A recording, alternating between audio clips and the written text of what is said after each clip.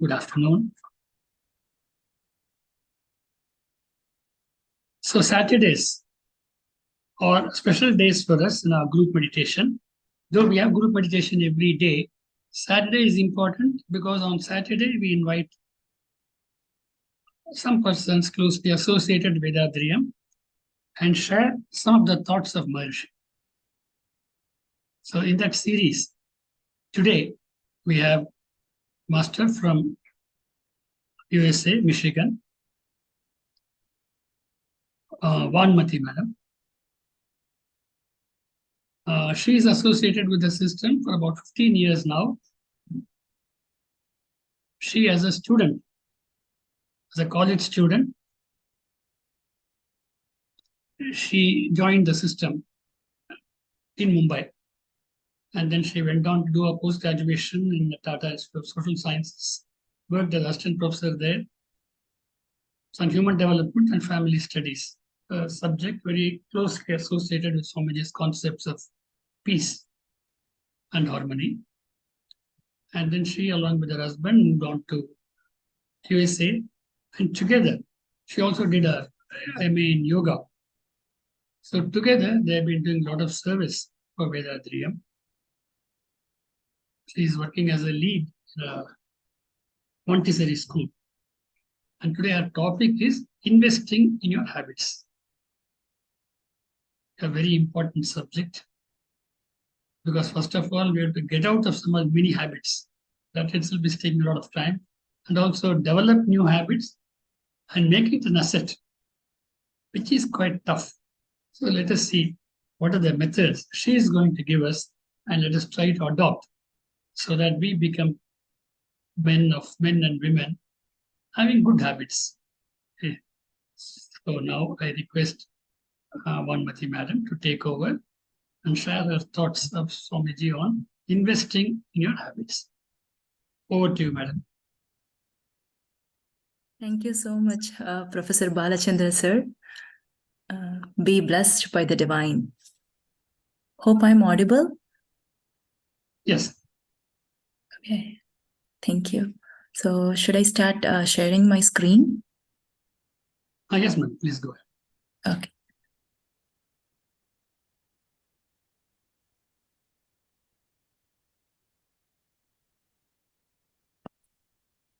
Hope my screen is visible. Are you all able to see my screen? Yes.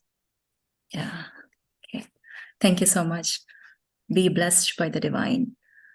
It is actually such a bliss to attend the meditation, and it was so graceful that I could sit here and feel it in Balachandra Aya's voice. Thank you so much. Be blessed by the divine. Seeking Guru's blessing to guide us all throughout the session. So, before we get started, investing in your habits. So I would like to congratulate you all for making this habit that is prioritizing your time to attend these lectures every Saturday. So it's not easy. I know it's not easy to take out time from your busy schedule because we are all running out of time. We always say that the one great challenge is I don't have time for anything, even that's close to your heart that we wanted to do, but still we don't have time for it. So my heartiest congratulations for those who are prioritizing to attend these lectures. I know there might be many challenges. For some of you, you would have really needed lots of constant reminders to your own self that you have been telling yourself that, okay, I have to attend this lecture. It's on Saturday. So, and also you would have set a reminder in your mobile. You would have ask your spouse to remind you. So there's so many efforts that you have put in, but still were you able to join on that day when you actually plan to join? Sometimes it's quite a challenge. Sometimes it's so you need that lots of efforts. Maybe it is just like even installing a Zoom app in your mobile. For some, that would have been a challenge. For some, you have to prioritize few other commitments, few other appointments that you actually couldn't attend the session as per your plan. For some, there would have been other challenges like this particular time of the day when you're planning to attend the session, you are so very busy with your kids. Your small little children at home keep you very busy that it is a challenge for you to attend the session. But despite of all that, if you are making it here every Saturday, then that itself is a great way to go. That itself is setting an habit. That's what we are going to talk about today. So I would like to congratulate you all for your efforts and putting those efforts and also gracing yourself to give you that grace, even if you're not able to give your 100% in attending the session. Sometimes you might be multitasking when you're actually listening to these lectures. That's still fine. Sometimes we are not able to give our best, do our best, and we are not perfect, but that's still okay to embrace yourself and still try and do your best, try and give your best. So that's what is all about habit setting. And I'm sure how much benefits you would be reaping, even if you're putting that little effort, that little, not 100%, if not 100%, that little 50%, maybe even 10%, you would be reaping your benefits according to that, I'm pretty sure. And I can't imagine, I'm telling you how soulfully you're growing yourself by listening to these lectures every Saturday. So I just wanted to recollect my memories as Balachandra sir just now shared. When I started my journey as a college student, I made it a habit to listen to Maharishi's lectures, listen to his lectures every day before I go to bed. And I can tell you like how it was a guiding light in my life that I was able to take right decisions at the right time. Because, college days, when you're in your early 20s, it is such a tough time of your years that you are confronting so many things in your life. It is just a roller coaster ride with your career decisions, with your personal decisions, choosing your career, then your life partner. So all those decisions needs so much of guidance, having that inner peace, and doing the right thing at the right time. And not only for you, it's for the entire family. It's for those who are all associated with you. So I was so much gifted to have that guidance. And I can see that many of you will resonate with me in the same way. You're all gifted that you're listening to these lectures and it is there as a deposit. It's coming to you just because you have that good deposits in you and you're going to reap those benefits. It's going to be a guiding light throughout your lifetime. And also, setting this one good habit is going to have a cumulative effect. Like hearing to these lectures is going to come back to you when you need the right guidance, when you want to take the most important decisions. Somewhere, something you heard from some professor telling you about what he did and how it was so very helpful, and how these sky practices, like last Saturday when Professor Ravichandra shared about the sky toolkits. So those toolkits are really handy, that you have it and you have to just know how to use it at the right time. Like the auto suggestions, like the blessings, and even setting a good healthy habit for your own self, like doing Kayakalpa yoga to boost your immunity, or keeping up with your health by doing all these exercises. So all these toolkits are very handy, and it's going to help you when you keep on hearing about that. Okay, how it's helpful, and when you are hearing it, it's there, it's coming to you, and you have to just put it into practice. So that's where we are going to fill in that gap by setting the habit. So this is all about habit setting, which we're going to talk today. So stay tuned. So let's get started. Moving on to my next slide. So here we are going to do a little deep dive into what are habits and how it is an integral part for all of us, and why we should start investing in habits. Okay, before we get into that, let's start with giving 1 minute to think about a person whom you like the most. So don't be bothered. I'm not going to ask you the name of that person. So it can be very personal to your own self, and you can just have it in your mind.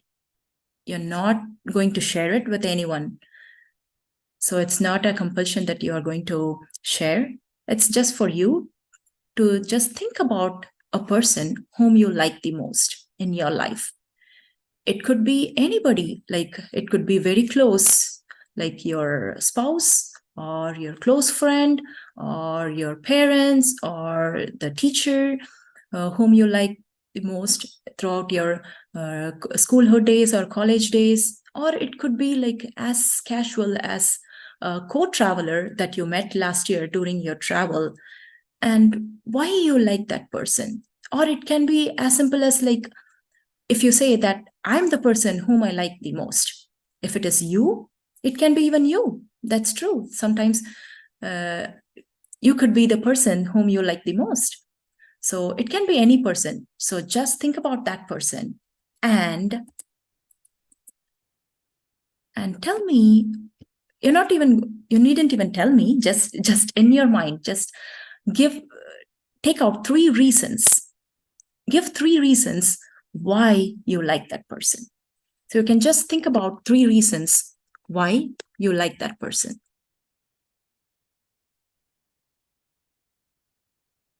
So take your time, maybe a few more seconds. Any 3 reasons why you like that person.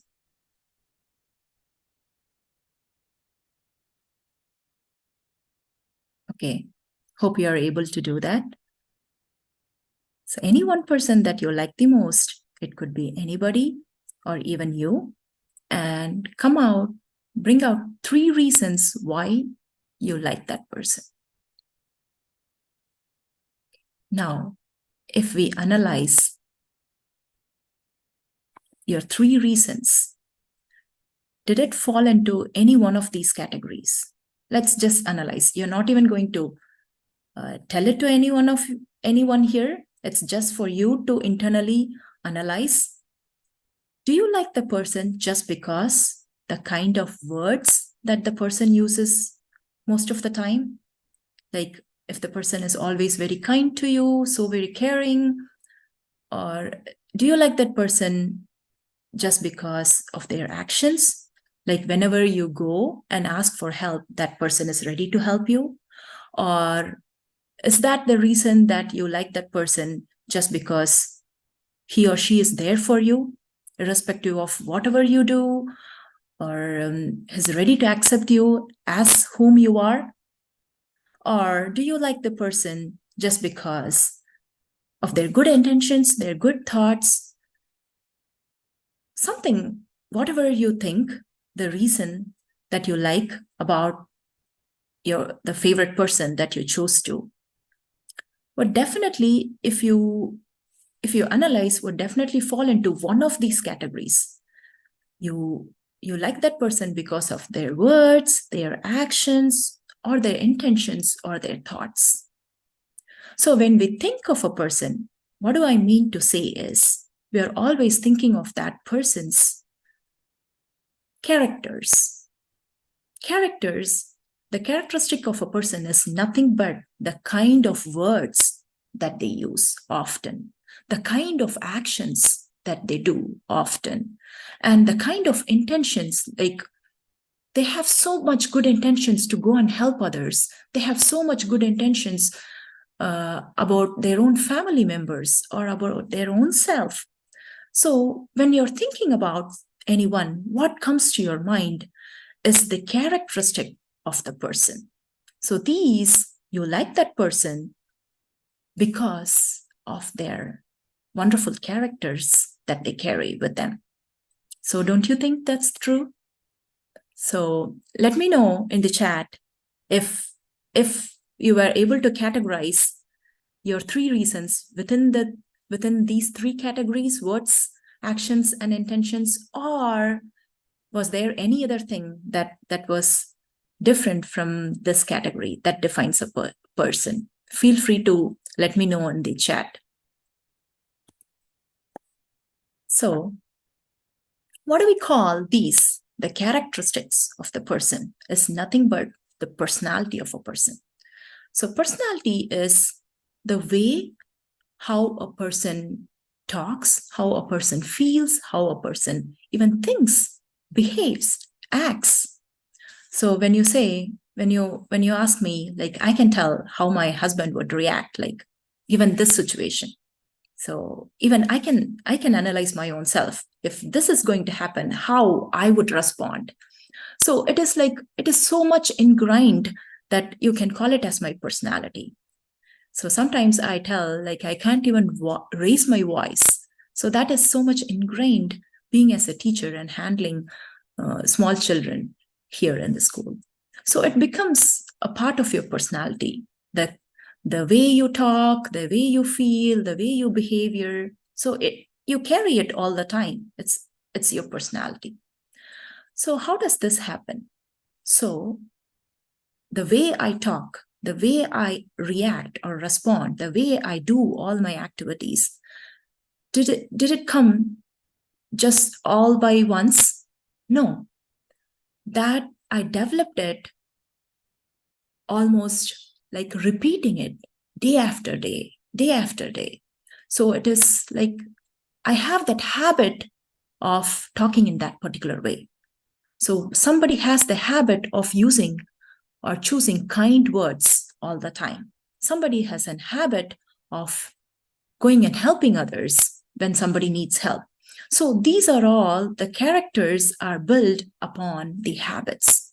So you are habituated in a particular way of behaving. So that defines who you are. So when we see all our habits, when we analyze our habits, the research says that on an average, 45% of your activities are just the repetitions. So when you analyze your day right from waking up, right from opening your eyes, so all those activities that you do in a day, like brushing your teeth, or some of you have a habit of getting up early in the morning. Some of you have a habit of really getting very late because you go to bed very late. So some of you have a habit of doing exercise, like exercise every half an hour a day, or some of you have a habit of so many things, like having tea, having tea to start your day, and checking your WhatsApp, which is ideally not a good habit, but still we all have it. So these are all some of the habits that are so much ingrained in us that sometimes we are not even conscious about it. We just do it just because we have been doing it so long. So just to recall one of my habits, like when I driving to school, like initially it was like I had to do it consciously when I was learning my driving. But now after a few years of driving, it is like I start my car and I don't even know that what I saw, or I was not even conscious about how I drove, but I just ended up in my school. So it is like those habits becomes it becomes very natural for you, that sometimes you're not even conscious about it. So that's why we say habits define who you are. Hope you all will agree with me on that. So here is the more rational scientific justification of why and how habits define who you are. So this is from a neuroscientist. He's a cognitive neuroscientist, and he shares in his TED Talk, Dr. Marco. This is how our human brain is designed to do an activity. So when we do an activity, how we establish the neural network in our brain. When the first time you do, when we are not even doing it, there is no neural network. If you see in the first picture, there is no connection. But when we are developing a habit, when we are setting a habit, when we are doing something for the first time, you can see a weak connection between there is a neural connection of how you do it. Then on constantly, when you keep repeating the same thing again and again and again, how the same neural network is established. There is a neural pathway. There is a thick deposition of myelin that just defines that pathway. So how you do it. And sometimes you can just do it even without your conscious attempt. You're just doing it because there is an established neural pathway. So this is how our brain establishes that neural pathway, and you can do and have it very effortlessly, very unconscious at times. Even you do and have it unconsciously. So when that pathway is established, the habits can be so very ingrained in yourself. So it's important to establish that pathway only by repetition. So to develop a habit, it doesn't come all at once. You have to keep repeating it again and again and again so that you establish that neural network. So here, when you see how a habit gets started, it's whenever there is a cue, and when you do that behavior, and there is a reward. So that's how a habit is setting in your system. Whenever there is a cue, for example, whenever there is a cue of a food in the environment, you see a food and it is so tempting. So then you go and pick it up and have it. And there is a reward. It tastes so good and you feel that satisfaction. And then you tell to your mind, okay, this is so yummy that I have to taste it. And next time when you have the same cue, you know what to do. You already had a feel-good factor of tasting that food, and it felt so good. So you go back and have that food. So every time you do it again and again and again, neuroscientists say that there is a happy hormone, that is dopamine, is released in your brain that gives you that feel-good factor. And then you do it again and again and again. Sometimes it becomes such an habit that you don't even want it. Your body says, I don't even want it, but you still, just because of the habit, just because of your previous experience of that feel-good factor, oh, that tastes so good, I can't miss it. If I go home, I'm not going to get it. So now this is the party time, so let me go and have it. So this is how you develop your habit, just because of that dopamine release, and it gives you that feel-good factor, and you do it constantly again and again and again. So here is a little example of what happens when we just do it again and again, and sometimes when we don't want to do it, but still we do it. So this is I really like this example because when you would have heard an orchestra play, and it is like you will feel that harmony while hearing it only when all the instruments are in sync with one another. So every player should be so very well coordinated, so very well aligned with the tune and with the flow of that, so that you feel it very pleasant when you hear it. So that tells it's so harmonious. So this is same happening inside our body, inside all the organs. Just imagine there's a little orchestra playing between all your organs in your body.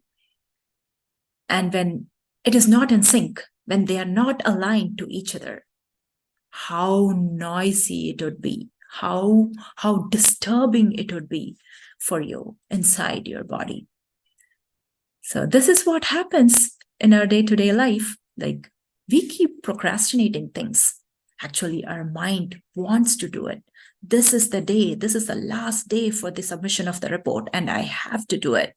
But still, your body is so tired and you don't want to do it. So there's no alignment between your body and mind. So you can see how disturbing it is in you. You lose your peace of mind, right? In the same way, like, all the internal organs are playing that orchestra in your body. So sometimes your tummy says that, oh, I'm too full, please don't put not even a bit extra into my tummy. But, oh, you have that craving, so you keep just dumping in and in. So just not listening to our internal organs' voice, just not listening to our own voice at times. That's when you get most disturbed. That's when you lose your peace of mind. Sometimes your eyes are really burning, but still you want to sit and watch that movie, and still there is a message coming from your eyes. Come on, please shut down. I'm already shutting off. But still you're just burning it out of, you're utilizing your biomagnetism so much, you're utilizing your energy so much that you're literally running out of it. And then automatically you come to an auto shutdown. So this happens. These are some day-to-day daily experience that happens. We would have confronted with these experiences many a days. So just imagine if we are able to fill this gap between this mind and body and bring it closer and get it aligned one on top of each other, like having a synchronization with our own self. Oh, I can tell you how peaceful it would be. So that's where we develop that individual peace, having that harmony within our own self, within our body and mind, within all the internal organs, within our own system. So how can we make that? Is it possible? Of course, because we have the Sky Toolkit, remember? So we are all gifted with that. So as our the old saint from Tamil Canon, Avayar, she says that when she was asked a question about what is the rare of the rarest, and this is the wise word from her, the words of wisdom. She says that the rare of the rarest is being born as human being, and even after being born as human being, being gifted with good health, like physically, mentally, and having the good opportunity to get the education. And also, the education is not only like MSc or BSc or your graduation, post-graduation. It's not only about that. It's having this education, this life education. How many of us are like postgraduates having PhD? So we all have that, all the knowledge from outside, but having this life lesson is a gift from our Guru Vethathiri Maharishi to how to lead our life, in the most effective way for our own self, and be useful to rest of us around us, to the society. So this is a great life lesson, which we are getting it here. And also, the rarest of rare is not only this life lesson, also is having that good company, having that exposure to good company throughout your life, just like attending these kind of satsangs, these kind of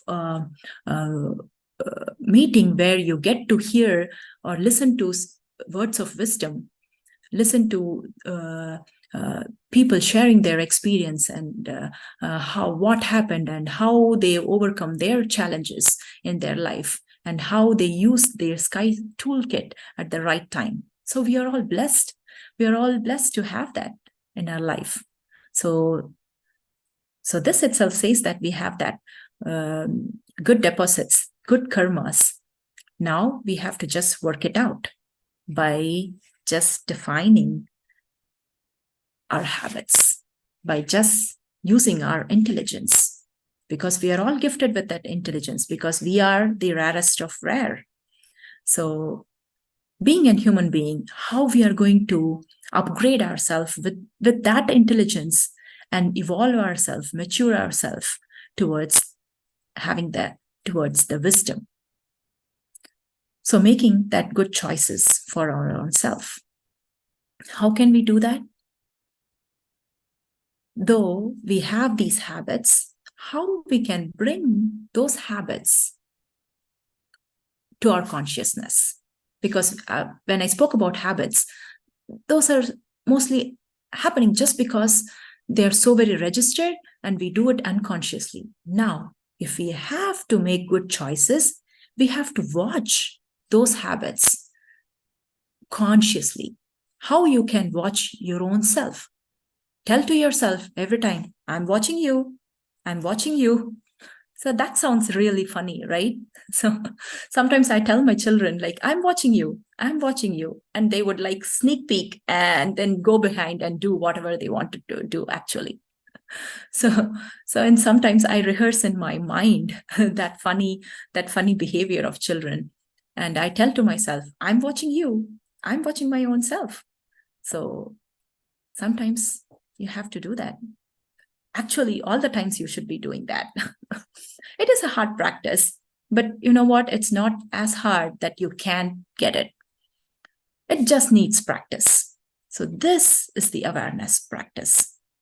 It can just start, we can start our awareness practice by just observing the first thought that comes to us as soon as our mind comes to that wake-up state. As soon as you open your eyes, what is the first thought that comes to you?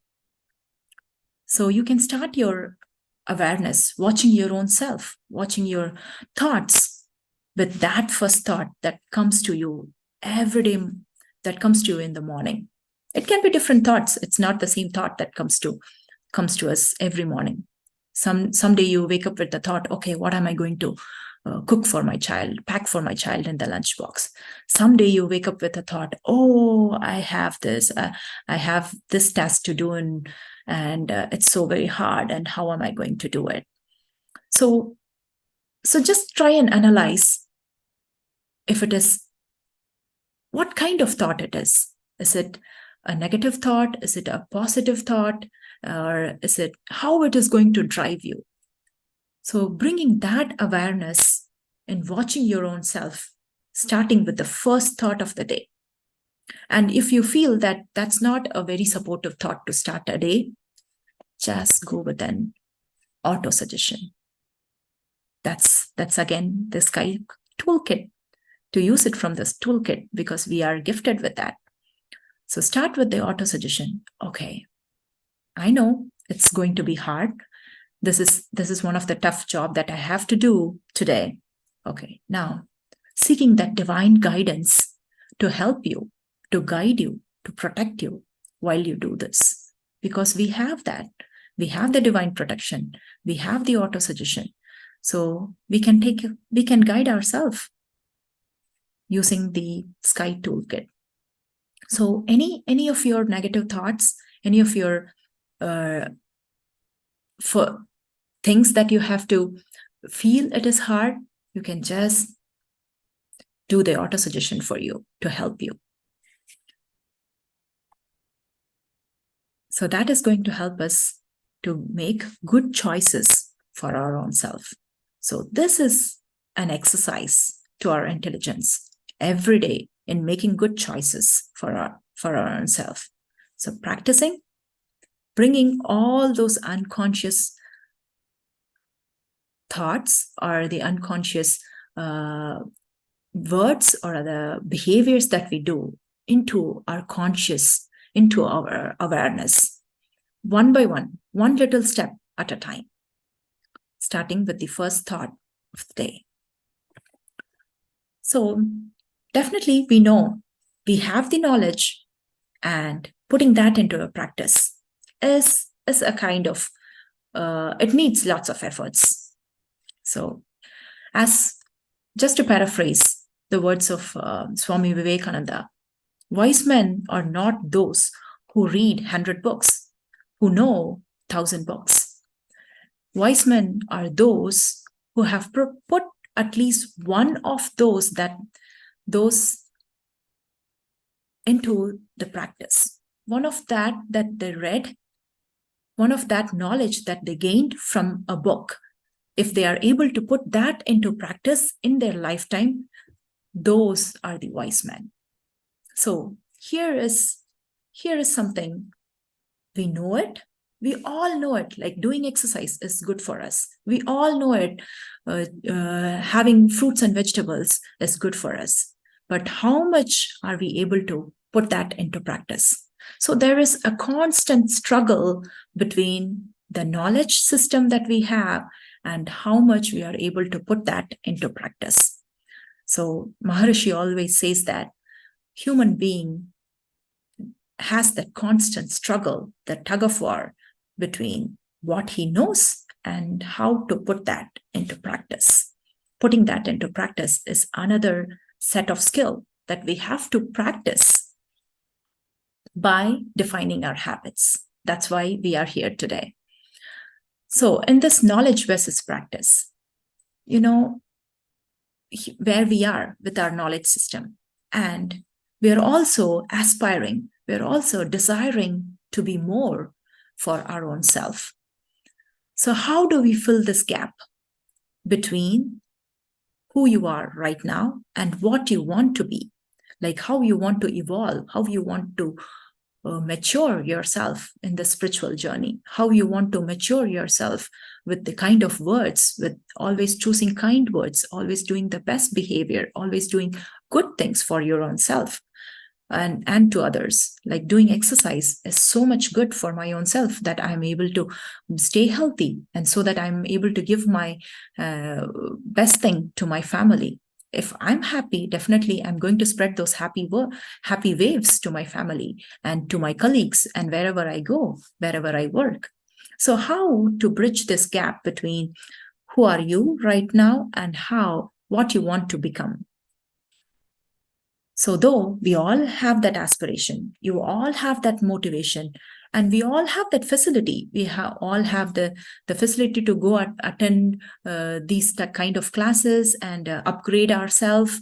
And we also have the facility of internet, Zoom, and we can stay connected wherever we are in the world and get this information. And YouTube or all these, the internet, the media is just a boom of information. We have that facility. We have that willpower to better ourselves, to find the best version of ourselves. And we are ready to put in this efforts, and we have that energy. But how to have this balance? Sometimes we lose that motivation. Sometimes we have to put in lots of efforts to bring in that balance. So always there should be a balance between your driving for that motivation. You have that motivation, and also the amount of efforts you put in to put something into practice, to put your habit into practice. So to do this, we should come up with a prioritizing plan, which could be very personal to each one of you. And it depends on what you want to prioritize. So what kind of habits you want to choose for yourself. So for some of us, it could be like, I want to do meditation. For some of us, it could be like, I have to do my exercise every day. So how we are going to prioritize these in our schedule?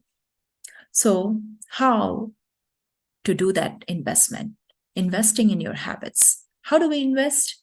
What do we invest? And when do we invest? So these are the 3 questions which I'm going to answer. So what do we invest?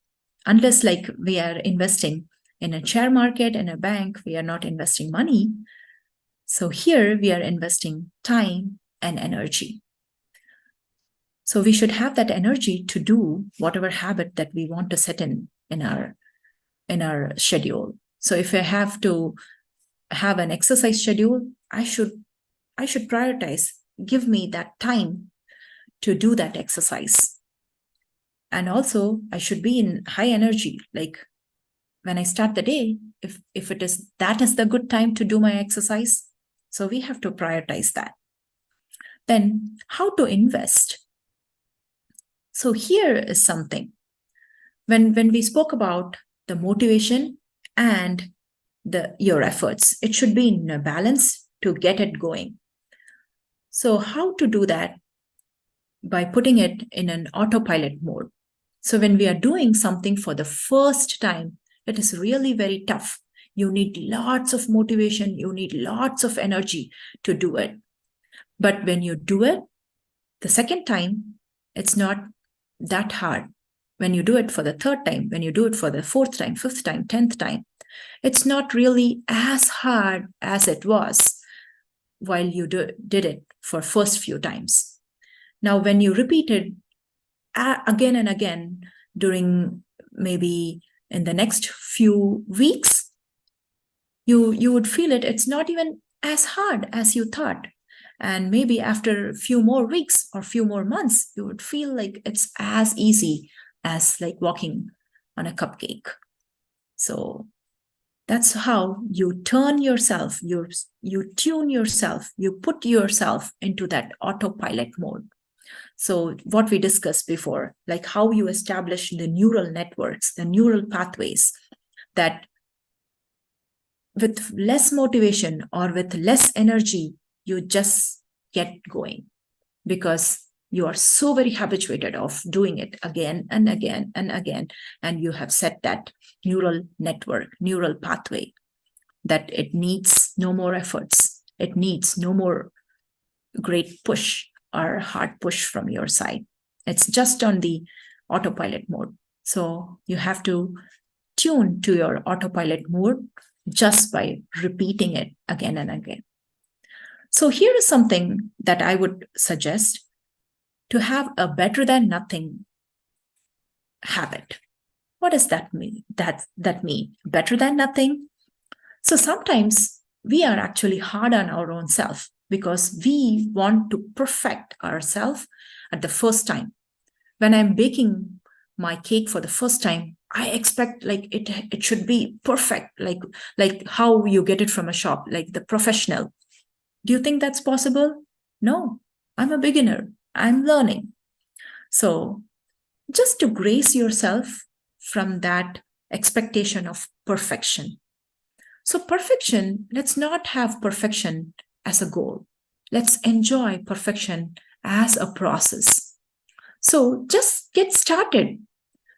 Just do it. For example, one of my friends, she would always say, "Oh, Vani, it's very tough for me to get up early in the morning because I aspire to do meditation.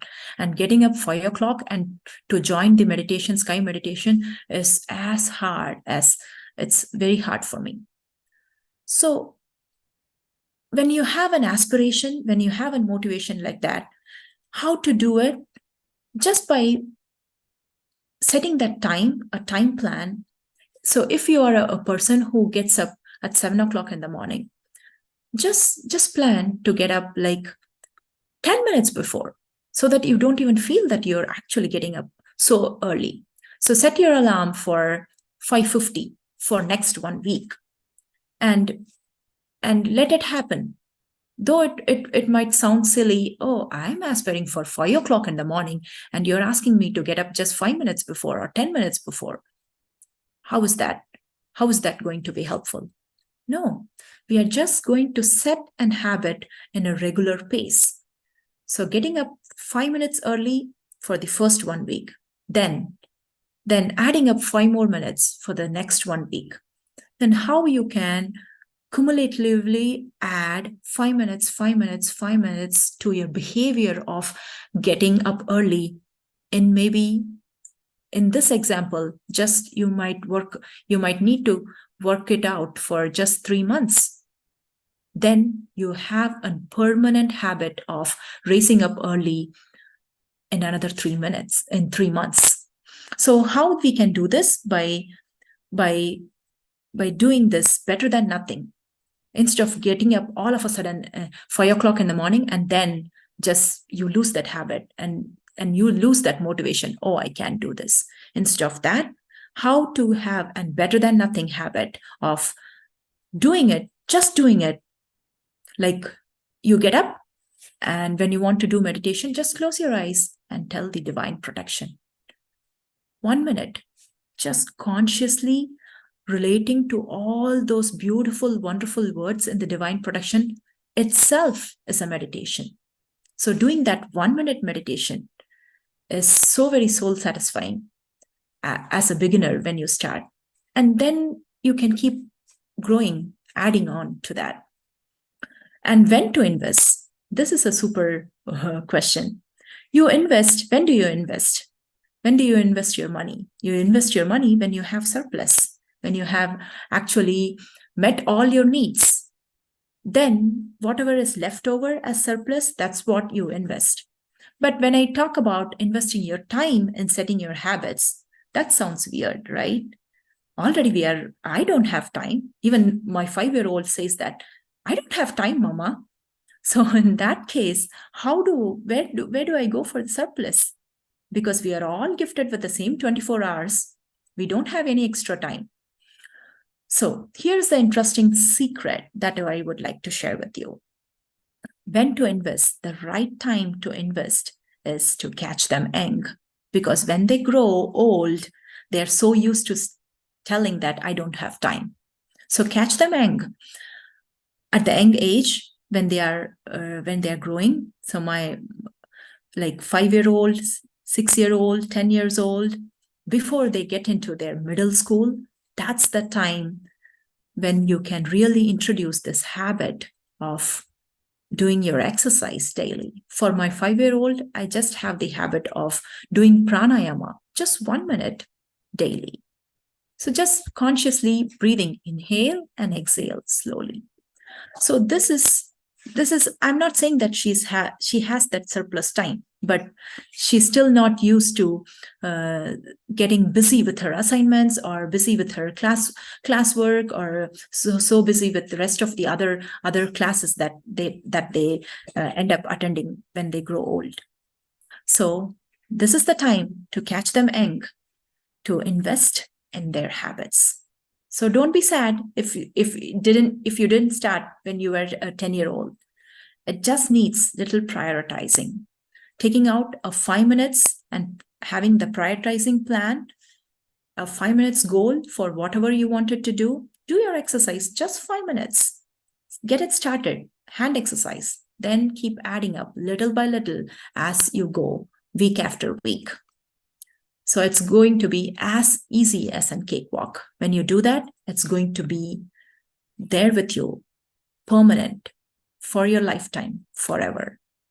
So here, I would like to conclude. I'm so sorry if I've taken more time.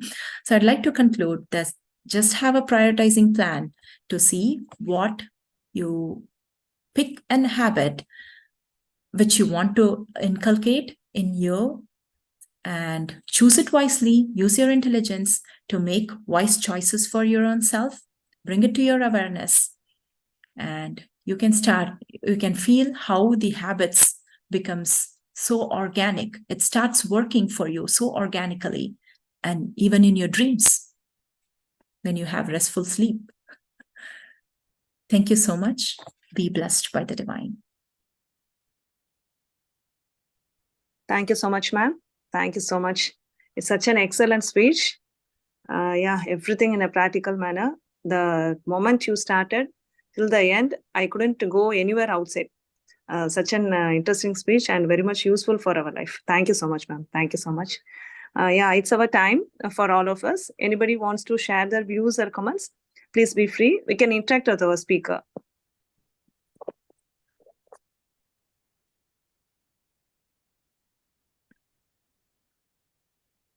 Mm-hmm.